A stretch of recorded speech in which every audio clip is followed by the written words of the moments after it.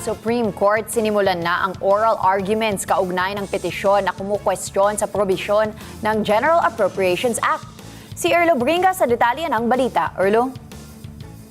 Diyan na nagsimula na ang oral arguments dito sa Supreme Court bilang pagdinig sa mga pinagsawang petisyon na kumikwestiyon sa ilang probisyon ng 2024, 2025 at 2026 General Appropriations Act o GAA.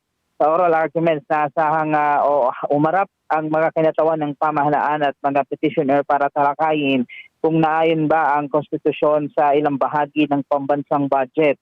Naging present din ang ilang mga expert para magbigay ng kanilang law expert para magbigay ng kanilang partisipasyon ng karagdagang pananaw at ekspertong opinyon para matulungan ng Korte Suprema sa pagtalakay sa mga isyong konstitusyonal hinggil sa pambansang budget.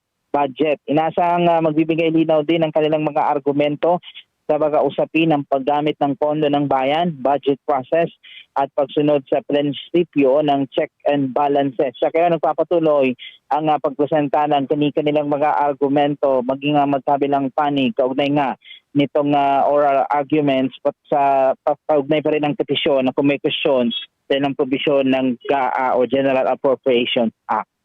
Erlo Bringa, para sa mata ng Agila, matatag, matapang, matapat.